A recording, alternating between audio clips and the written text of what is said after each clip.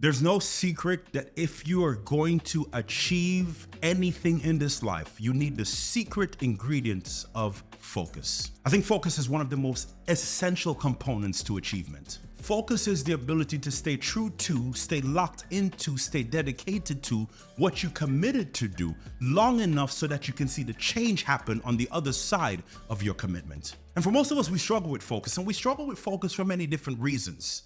We struggle with focus because some of us are not truly committed to what we're going after.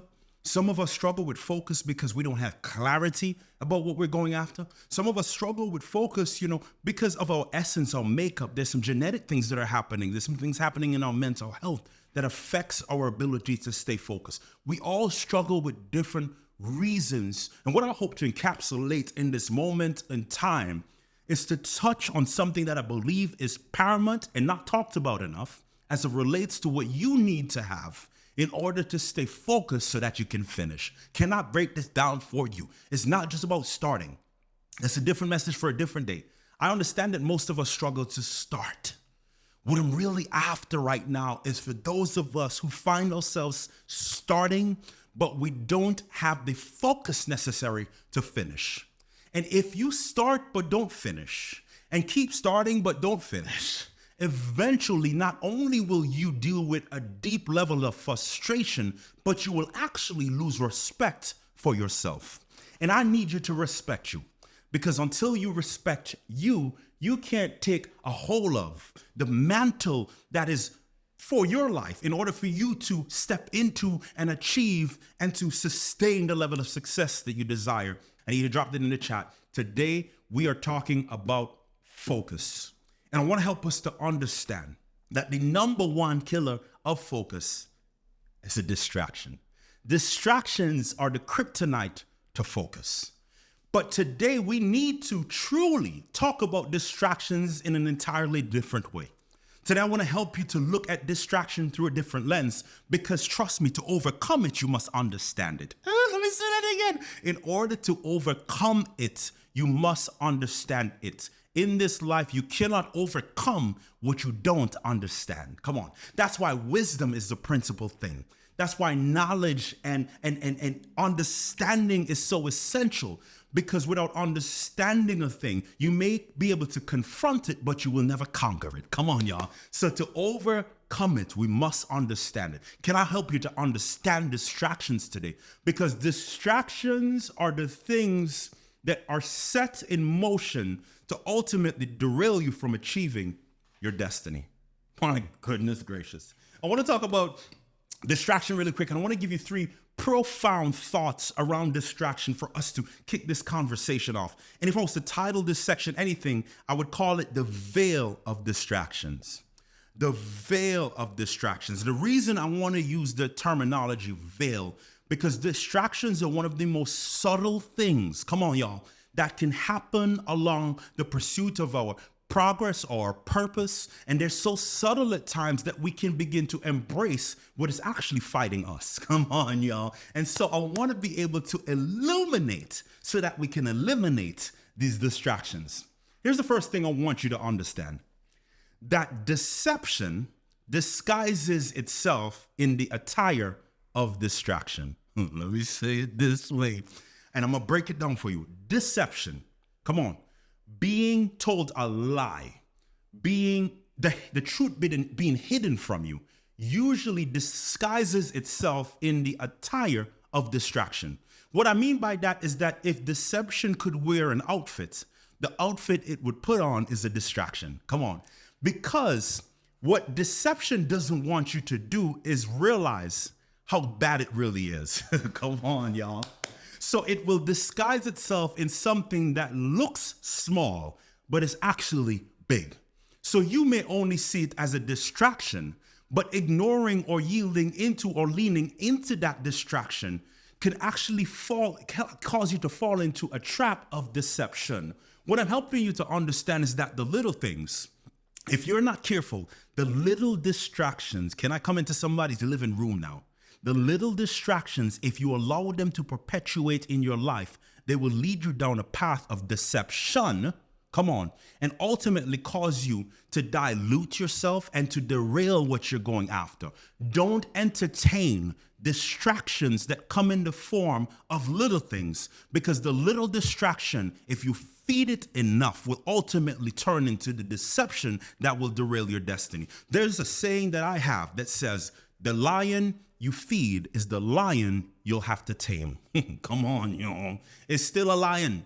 And the only difference between a cub and a lion is what you continue to feed it. And if you feed a lion in its little state, the things that you don't need to feed that lion, because you're looking at it, oh, it's just a little distraction, it's just a little thing. It's not that bad for me. It's not going to hurt me that much. It doesn't help me, but it's not going to hurt me. If you continue to allow that distraction to live in proximity to you, it will ultimately turn into deception and derail you from your destiny. Here's the second thing. Distraction has this compounding nature to it, meaning distraction number one compounds upon itself and then upon itself. And if you don't eliminate these distractions and you continue to ignore these distractions, ultimately they will lead to lack, poverty, and loss.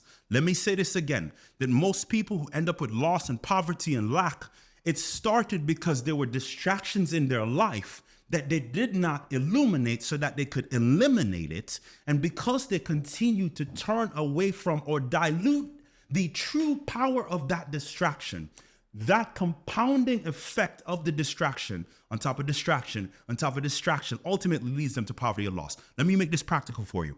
It's the person that is focused on building a business, but spending a lot of time in their day on the phone with friends and talking to a bunch of random people and scrolling social media, all these little distractions.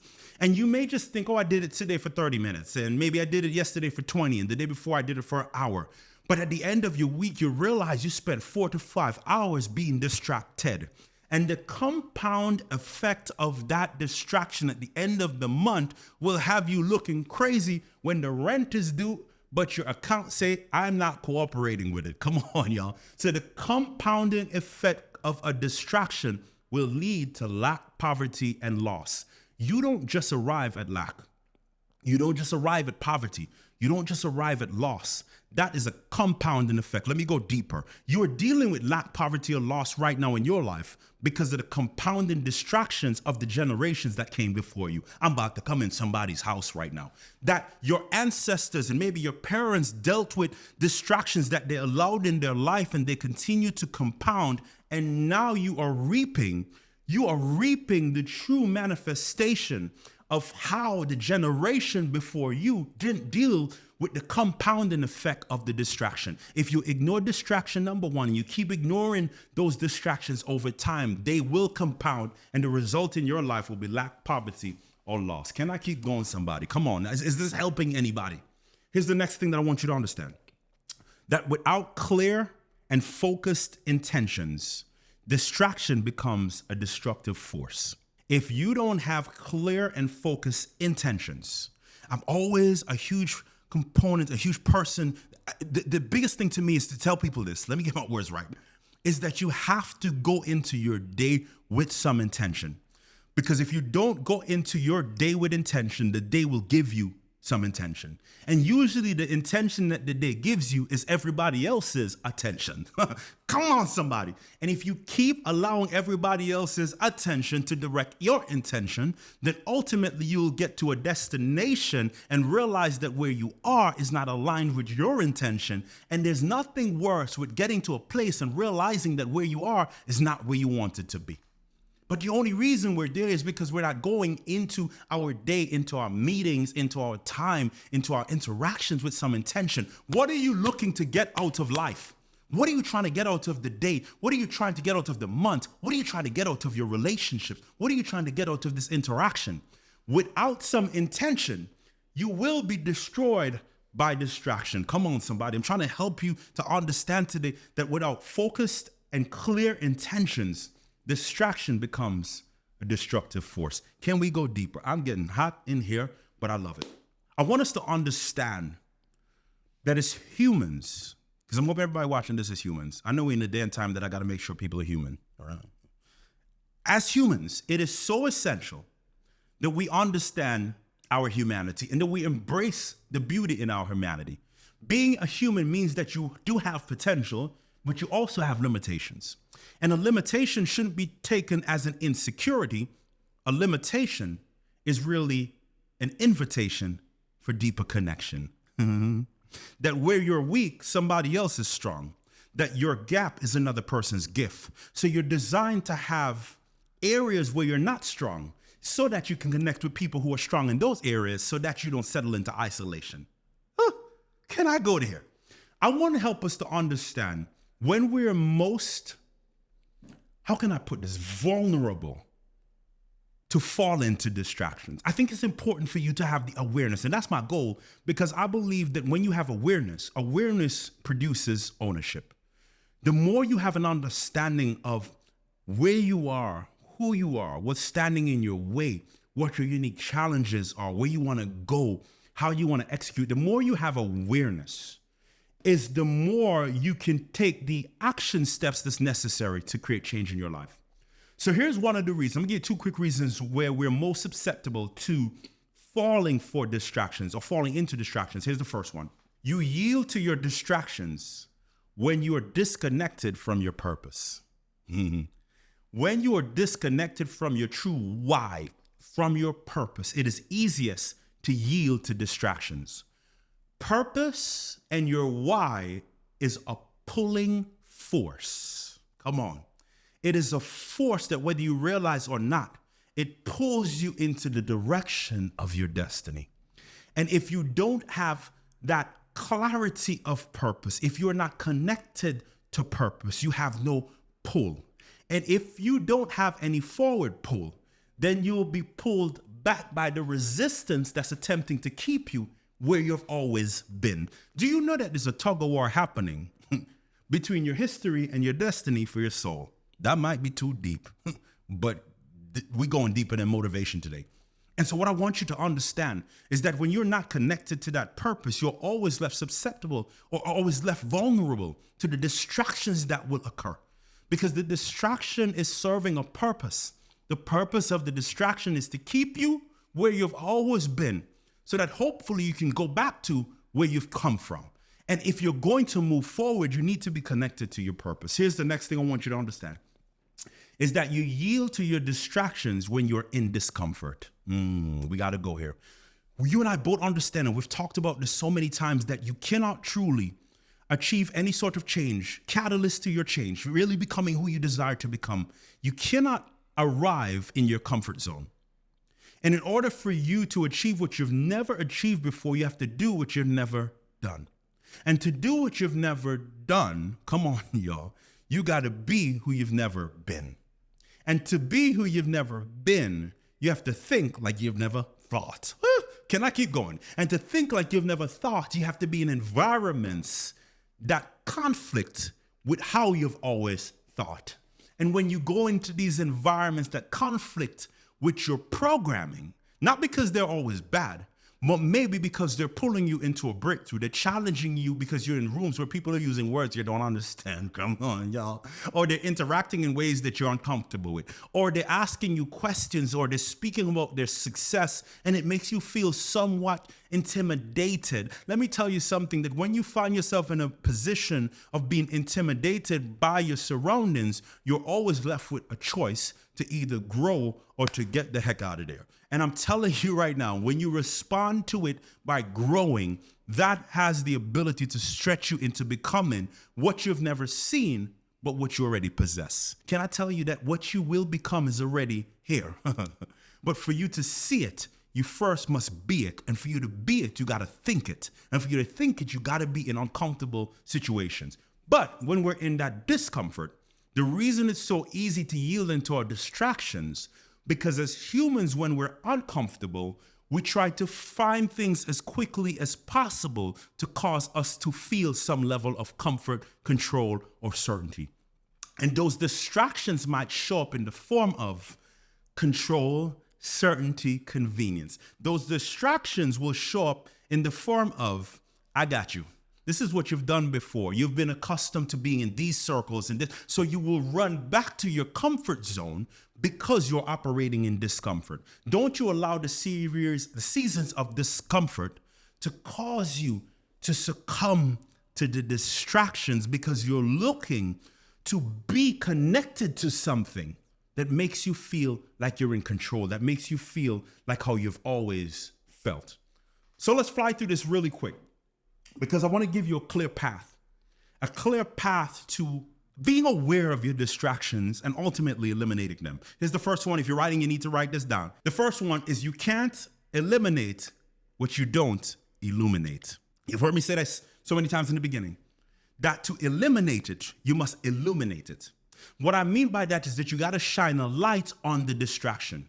You have to be transparent with yourself that I can't work in these types of environments. I can't be connected to this type of person. I have to block these types of websites. Can I come into your business right now? I'm trying to help you to understand that until you illuminate it, you cannot eliminate it. And things only grow. Distractions only grow in the dark. Distractions only grow in the dark. So when you continue to keep the distraction in the dark, maybe because of shame or guilt or lack of vulnerability, or you're not willing to confront it yet, it will only grow. I've always heard the saying that says, we got to address the elephant in the room. And my mind just works differently because my question is, how did the elephant get in the room in the first place? If the elephant is too big now to get out to the door, how did it get in the room in the first place? I would argue that it came in as a baby. That the elephant came through the door as a baby. And the people inside the room are petting the baby elephant. This is so cute. Oh my gosh, look at your trunk, your ears, you're so adorable. And you play with this elephant, forgetting that the elephant is about to grow on you. Come on, somebody. And you keep playing with this thing over and over again, calling it cute in its infancy. And one day, boy, you realize that you wake up and you're trying to get out the door and you run into this big gray thing. And you're thinking to yourself, what in the world is in my way? Oh my gosh, the cute elephant has now become full grown. And we can't get the elephant out of the room because it's too big to fit in the door. And the only way to get the elephant out of the room is now we got to break down the structure of our building in order to remove something that should not have been there in the first place. But the only reason it was there is because you did not illuminate it in its infancy. And now because it is full blown, you cannot eliminate it. You gotta be honest with yourself. This thing is a distraction and I'm sick of it. And until you illuminate it, until you're honest, until you lean into counsel and have these conversations and say, this is not good for me. And I know this is affecting me, but I don't know how to eliminate it. Until you illuminate it, you cannot eliminate it. I believe that pride and false confidence is one of the things that derails most people because they're so concerned with how people perceive them that they won't be honest that they're struggling with real pain. And I think if you continue to fool yourself into thinking that vulnerability is weakness, when in actuality, vulnerability is wisdom. Come on, y'all. Is by saying, man, there's something that I'm being distracted by and I need help to be able to eliminate it.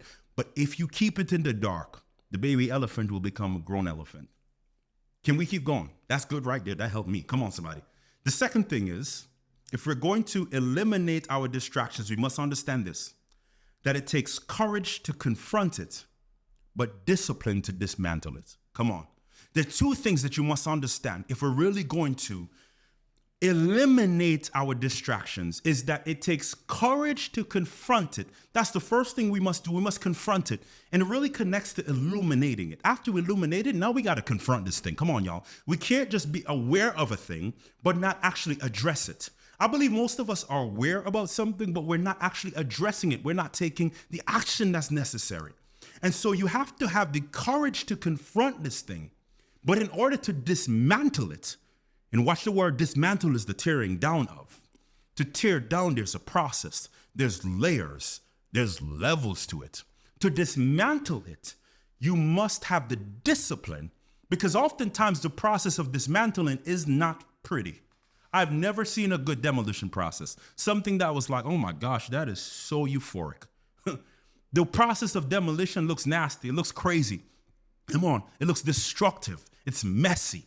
And oftentimes the reason we struggle to remove the distractions is because we get lost into thinking that the messiness of dismantling it is to some degree, some indication that we're doing the wrong thing. But in order to dismantle, to tear down, to do the work that's necessary, to go to the counseling and the therapy, to have the conversations, to cut out the things, everybody else may be able to have a smartphone. You may need to have a dumb phone because you can't control what you look at on the internet. I'm trying to help somebody here today. You may have to do things that are necessary to dismantle the distractions. Here's why: because you are valuable. And I'll tell you, think about the thing you value the most. Maybe you're watching this and you got kids. Maybe you don't have kids, but you have fur pets, fur kids, right? But think about the most valuable thing to you. Here's one thing I can guarantee you. You will protect it with every single thing you have, simply because it is valuable to you. You will not allow it to be exposed to just everything. You will not allow anything to just be exposed to it. You protect it because you value it. And most of us struggle with protecting ourselves because we don't value ourselves, or we don't see ourselves as valuable. But I'm helping you to dismantle the distractions because I don't want the distraction to dismantle you. So here's the second thing again. In order to really eliminate the distraction, you must have the courage to confront it. You got to confront it, family. I am giving you permission, autonomy to push, to confront the thing that is trying to crush you. But you also have to have the discipline to dismantle it. Can I keep going, somebody? Here's the thing I want you to understand. Third thing, you must remove the meaningless and replace it with the meaningful. If we're going to eliminate distractions, we must stop doing the things that we know are not aligned with where we're trying to go. We must stop allowing ourselves to fall into the trap of doing busy work instead of doing the productive work. Do you know most of us can spend our entire lives working super hard, but never working at anything that actually is going to create the change in our life that we desire to see? Most of us are doing a lot of the right things in the wrong way, or we're doing a lot of the wrong things in the right way. But what I want to help us to understand, that we must truly remove the meaningless. What are the meaningless things that you're doing in your life? The meaningless relationships, the meaningless places that you're going that's not aligned with what you're actually trying to achieve. What are you doing to waste your time? And in doing so, you're not doing the things that are most meaningful, the things that align with your values, the things that really align with what you're trying to achieve so that you can arrive. So I want to give you some questions to kind of help you out, because I want to make sure that not only you get the information and the inspiration, but there's some implementation on the other side of it. I want to ask you 4 questions. First of all, questions I want you to jot down and ask yourself. Number 1, what are your distractions? Remember, in order for us to eliminate, we must illuminate. So the first thing I want you to really ask yourself is, what are my distractions? And be very careful here, because oftentimes we can rush past something that is a distraction simply because it is normal to us. And not everything that is normal to you is actually good for you. Oftentimes, it's only normal to you because you have chosen to accept it as a part of who you are. But it being a part of who you are could be stopping you from becoming who you are. Come on, y'all. What are your distractions? First thing. Here's the second question. What are they costing you? Oh, this is when it starts to get real now. Number 1, I understand, man, what are my distractions? But number 2, what is it costing you?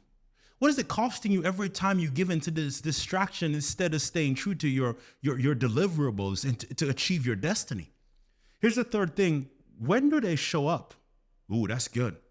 That's good. I believe there's a spiritual component to distractions. I believe it's way deeper than you can even understand or think. I believe it's truly an attempt to derail you from achieving your destiny.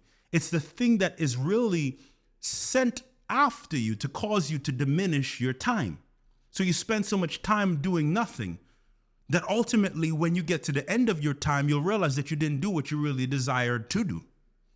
But when do those distractions usually show up? Maybe they show up when you're tired. Or maybe they show up when you're in certain type of work environments. Maybe they show up with certain people. Oh boy, maybe you're sitting next to that person. Don't look at them. Number 4, what decisions do you need to make to dismantle them? That's really important, family. Number 1, what are your distractions? Number 2, what are they costing you? Number 3, when do they show up? And number 4, what decisions do you need to make to dismantle them? I want you to think about this. I want you to think about what's tied to you. I want you to think about your value. And if you don't fully understand your value yet, it could be because you've just been looking at yourself through the wrong lens. You could have been looking through the lens of your mishaps and your mistakes and your lack, and not looking through the lens of possibility, not looking through the lens of greatness, not looking through the lens of what can actually come out of your life. But my life is living proof that a mess really sets the stage for a miracle. That the biggest miracles in my life only happened because my life was a mess. And the man talking to you right now is not the man who he was 10 years ago. There's so much change that has happened as a result of taking ownership of your life. So I want you to think about those. And as we pick up this conversation next time, I want you to really introspect, and I want you to continue to show up with this level of anticipation and ownership that today, not tomorrow, is the day that you illuminate your distraction so that you can eliminate your distraction. I love you. I care about you. I want to see you arrive and achieve. And trust me today, if your mind can conceive it and your heart will believe it, then your hands can create the life, the impact, the legacy, the love that you desire. It's Jovan Glasgow here again. Until next time, stay empowered.